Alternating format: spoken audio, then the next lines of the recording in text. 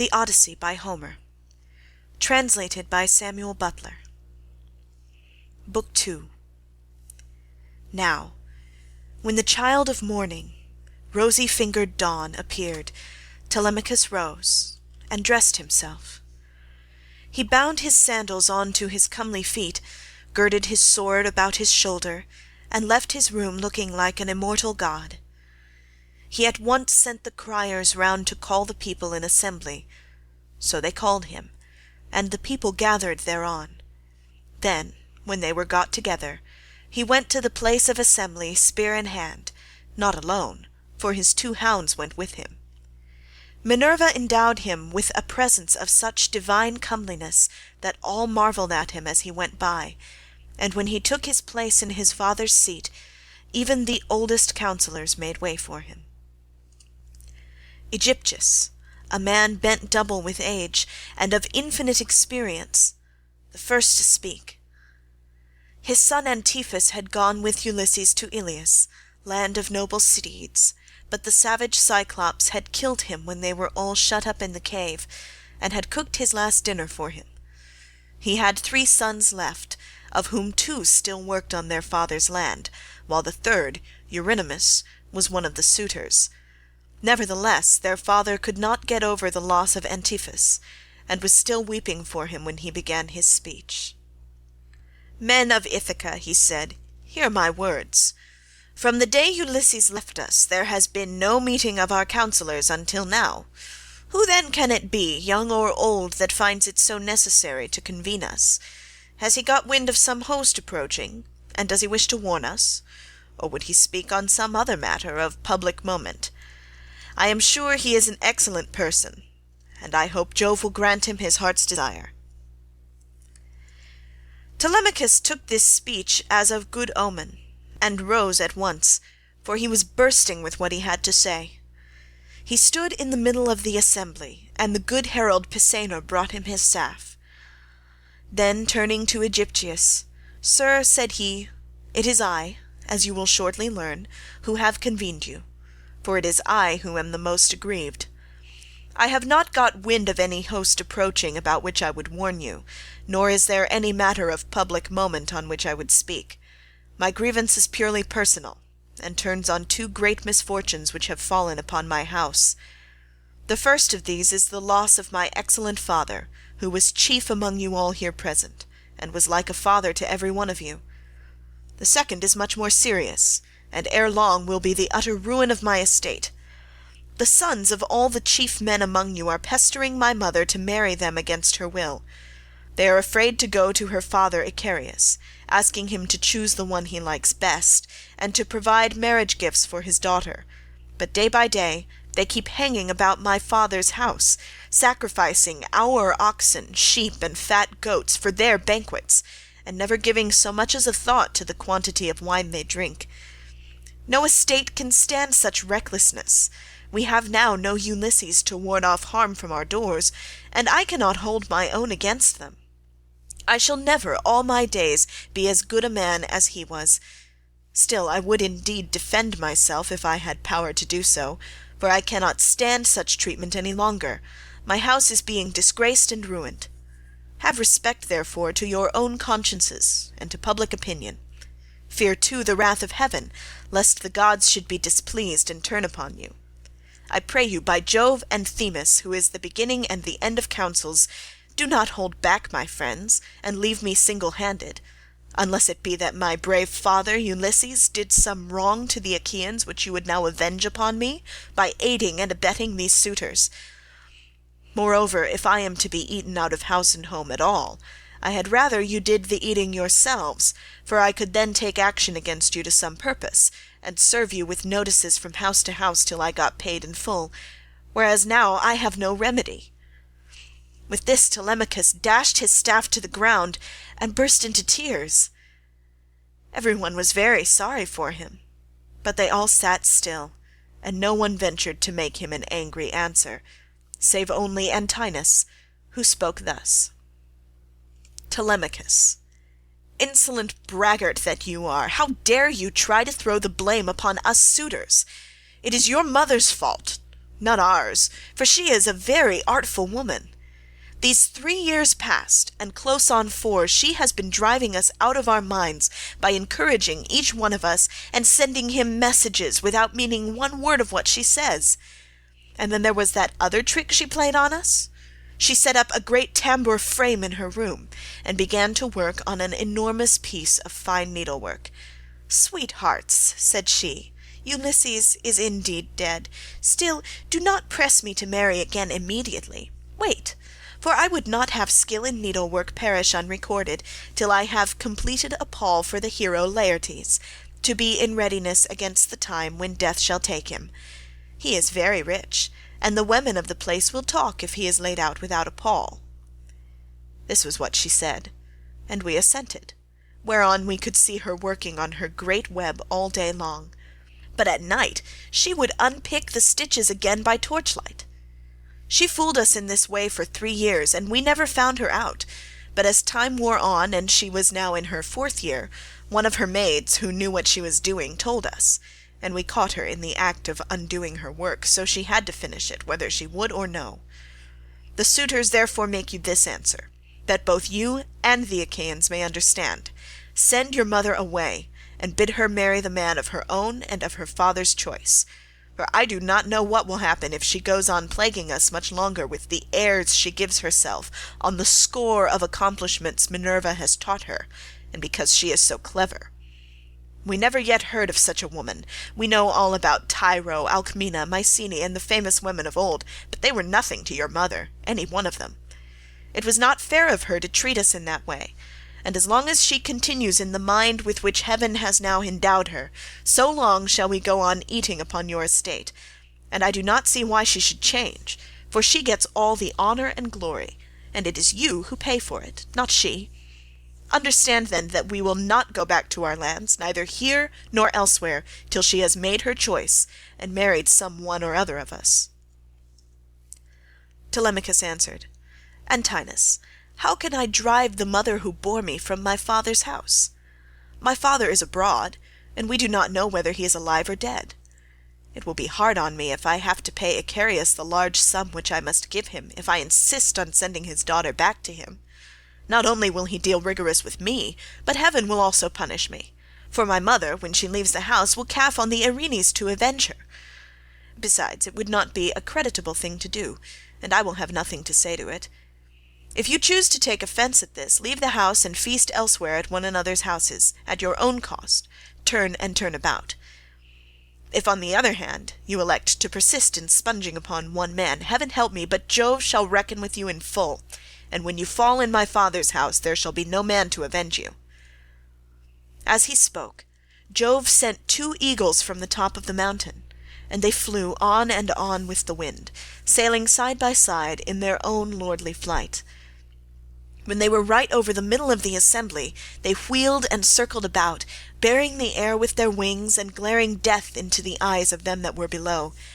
Then, fighting fiercely and tearing at one another, they flew off towards the right over the town. The people wondered as they saw them, and asked each other what this might be. Whereon Halitherses, who was the best prophet and reader of omens among them, spoke to them plainly and in all honesty, saying, "Hear me, men of Ithaca, and I speak more particularly to the suitors, for I see mischief brewing for them. Ulysses is not going to be away much longer. Indeed, he is close at hand to deal out death and destruction, not on them alone, but on many another of us who live in Ithaca. Let us then be wise in time, and put a stop to this wickedness before he comes. Let the suitors do so of their own accord, it will be better for them, for I am not prophesying without due knowledge. Everything has happened to Ulysses as I foretold when the Argives set out for Troy, and he with them. I said that after going through much hardship and losing all his men, he should come home again in the 20th year, and that no one would know him, and now all this is coming true." Eurymachus, son of Polybus, then said, "Go home, old man, and prophesy to your own children, or it may be worse for them. I can read these omens myself much better than you can. Birds are always flying about in the sunshine somewhere or other, but they seldom mean anything. Ulysses has died in a far country, and it is a pity you are not dead along with him, instead of prating here about omens and adding fuel to the anger of Telemachus, which is fierce enough as it is. I suppose you think he will give you something for your family, but I tell you, and it shall surely be, when an old man like you, who should know better, talks a young one over till he becomes troublesome, in the first place his young friend will only fare so much the worse. He will take nothing by it, for the suitors will prevent this, and in the next we will lay a heavier fine, sir, upon yourself than you will at all like paying, for it will bear hardly upon you. As for Telemachus, I warn him in the presence of you all to send his mother back to her father, who will find her a husband, and provide her with all the marriage gifts so dear a daughter may expect, till we shall go on harassing him with our suit, for we fear no man, and care neither for him, with all his fine speeches, nor for any fortune-telling of yours. You may preach as much as you please, but we shall only hate you the more. We shall go back and continue to eat up Telemachus's estate without paying him, till such time as his mother leaves off tormenting us by keeping us, day after day, on the tiptoe of expectation, each vying with the other in his suit for a prize of such rare perfection. Besides, we cannot go after the other women whom we should marry in due course, but for the way in which she treats us.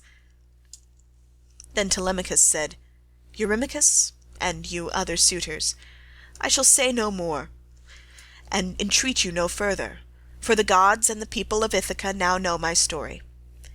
Give me then a ship and a crew of 20 men to take me hither and thither, and I will go to Sparta and to Pylos in quest of my father, who has so long been missing. Some one may tell me something, or, and people often hear things in this way, some heaven-sent message may direct me. If I can hear of him as alive and on his way home, I will put up with the waste you suitors will make for yet another 12 months. If on the other hand I hear of his death, I will return at once, celebrate his funeral rites with all due pomp, build a barrow to his memory, and make my mother marry again. With these words he sat down, and Mentor, who had been a friend of Ulysses, and had been left in charge of everything with full authority over the servants, rose to speak. He then, plainly and in all honesty, addressed them thus. Hear me, men of Ithaca. I hope that you may never have a kind and well-disposed ruler any more, nor one who will govern you equitably. I hope that all your chiefs henceforward may be cruel and unjust, for there is not one of you but has forgotten Ulysses, who ruled you as though he were your father. I am not half so angry with the suitors, for if they choose to do violence in the naughtiness of their hearts, and wager their heads that Ulysses will not return, they can take the high hand and eat up his estate. But as for you others, I am shocked at the way in which you all sit still without even trying to stop such scandalous goings-on, which you could do if you chose, for you are many, and they are few. Leocritus, son of Evenor, answered him, saying, Mentor, what folly is all this, that you should set the people to stay us? It is a hard thing for one man to fight with many about his victuals. Even though Ulysses himself were to set upon us while we are feasting in his house, and do his best to oust us, his wife, who wants him back so very badly, would have small cause for rejoicing, and his blood would be upon his own head if he fought against such great odds. There is no sense in what you have been saying. Now, therefore, do you people go about your business, and let his father's old friends, Mentor and Halitherses, speed this boy on his journey, if he goes at all, which I do not think he will, for he is more likely to stay where he is till someone comes and tells him something. On this he broke up the assembly, and every man went back to his own abode, while the suitors returned to the house of Ulysses. Then Telemachus went all alone by the seaside, washed his hands in the grey waves, and prayed to Minerva. Hear me, he cried, you god who visited me yesterday, and bade me sail the seas in search of my father who has so long been missing. I would obey you, but the Achaeans, and more particularly the wicked suitors, are hindering me, that I cannot do so. As he thus prayed, Minerva came up close to him, in the likeness and with the voice of Mentor. Telemachus, said she, if you are made of the same stuff as your father, you will be neither fool nor coward henceforward, for Ulysses never broke his word, nor left his work half done. If then you take after him, your voyage will not be fruitless. But unless you have the blood of Ulysses and of Penelope in your veins, I see no likelihood of your succeeding. Sons are seldom as good men as their fathers. They are generally worse, not better. Still, as you are not going to be either fool or coward henceforward, and are not entirely without some share of your father's wise discernment, I look with hope upon your undertaking. But mind you, never make common cause with any of these foolish suitors, for they have neither sense nor virtue, and give no thought to the death and the doom that will shortly fall upon one and all of them, so that they shall perish on the same day. As for your voyage, it shall not be long delayed. Your father was such an old friend of mine that I will find you a ship, and will come with you myself. Now, however, return home, and go about among the suitors. Begin getting provisions ready for your journey. See everything well stowed, the wine in jars, and the barley meal, which is the staff of life, in leathern bags, while I go round the town, and beat up volunteers at once. There are many ships in Ithaca, both old and new. I will run my eye over them for you, and will choose the best. We will get her ready, and will put out to sea without delay." Thus spoke Minerva, daughter of Jove, and Telemachus lost no time in doing as the goddess told him. He went moodily, and found the suitors flaying goats and singeing pigs in the outer court. Antinous came up to him at once and laughed as he took his hand in his own, saying, "Telemachus, my fine fire-eater, bear no more ill blood, neither in word nor deed, but eat and drink with us as you used to do. The Achaeans will find you everything, a ship and a picked crew to boot, so that you can set sail for Pylos at once and get news of your noble father." "Antinous," answered Telemachus, "I cannot eat in peace, nor take pleasure of any kind with such men as you are. Was it not enough that you should waste so much good property of mine while I was yet a boy? Now that I am older and know more about it, I am also stronger, and whether here among these people or by going to Pylos, I will do you all the harm I can. I shall go, and my going will not be in vain, though, thanks to you suitors, I have neither ship nor crew of my own, and must be passenger and not captain." As he spoke he snatched his hand from that of Antinous. Meanwhile the others went on getting dinner ready about the buildings, jeering at him tauntingly as they did so. "Telemachus," said one youngster, "means to be the death of us. I suppose he thinks he can bring friends to help him from Pylos, or again from Sparta, where he seems bent on going. Or will he go to Ephyra as well, for poison to put in our wine and kill us?" Another said, "Perhaps if Telemachus goes on board ship he will be like his father, and perish far from his friends. In this case we should have plenty to do, for we could then divide up his property amongst us. As for the house, we can let his mother and the man who marries her have that." This was how they talked. But Telemachus went down into the lofty and spacious storeroom, where his father's treasure of gold and bronze lay heaped up upon the floor, and where the linen and spare clothes were kept in open chests. Here too there was a store of fragrant olive oil, while casks of old well-ripened wine, unblended and fit for a god to drink, were ranged against the wall in case Ulysses should come home again after all. The room was closed, with well-made doors opening in the middle. Moreover, the faithful old housekeeper Euryclea, daughter of Ops the son of Pisenor, was in charge of everything both night and day. Telemachus called her to the storeroom, and said, "Nurse, draw me off some of the best wine you have, after what you are keeping for my father's own drinking, in case, poor man, he should escape death, and find his way home again after all. Let me have 12 jars, and see that they all have lids. Also fill me some well-sewn leathern bags with barley meal, about 20 measures in all. Get these things put together at once, and say nothing about it. I will take everything away this evening as soon as my mother has gone upstairs for the night. I am going to Sparta and to Pylos to see if I can hear anything about the return of my dear father." When Euryclea heard this, she began to cry, and spoke fondly to him, saying, "My dear child, whatever can have put such notion as that into your head? Where in the world do you want to go to, you who are the one hope of the house? Your poor father is dead and gone in some foreign country, nobody knows where, and as soon as your back is turned these wicked ones here will be scheming to get you put out of the way, and will share all your possessions among themselves. Stay where you are, among your own people, and do not go wandering and worrying your life out on the barren ocean." "Fear not, nurse," answered Telemachus. "My scheme is not without heaven's sanction. But swear that you will say nothing about all this to my mother till I have been away some 10 or 12 days, unless she hears of my having gone and asks you, for I do not want her to spoil her beauty by crying." The old woman swore most solemnly that she would not, and when she had completed her oath, she began drawing off the wine into jars and getting the barley meal into the bags, while Telemachus went back to the suitors. Then Minerva bethought her of another matter. She took his shape, and went round the town to each one of the crew, telling them to meet at the ship by sundown. She also went to Noemon son of Phronius, and asked him to let her have a ship, which he was very ready to do. When the sun had set and darkness was over all the land, she got the ship into the water, put all the tackle on board her that ships generally carry, and stationed her at the end of the harbour. Presently the crew came up, and the goddess spoke encouragingly to each of them. Furthermore she went to the house of Ulysses, and threw the suitors into a deep slumber.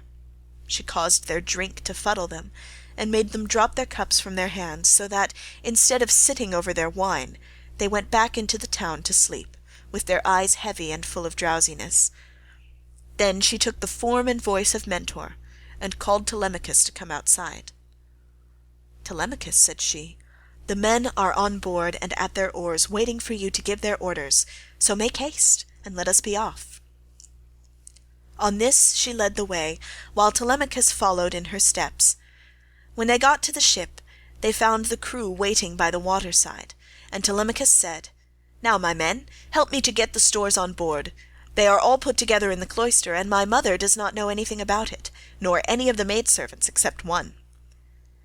With these words he led the way, and the others followed after. When they had brought the things as he told them, Telemachus went on board, Minerva going before him and taking her seat in the stern of the vessel, while Telemachus sat beside her.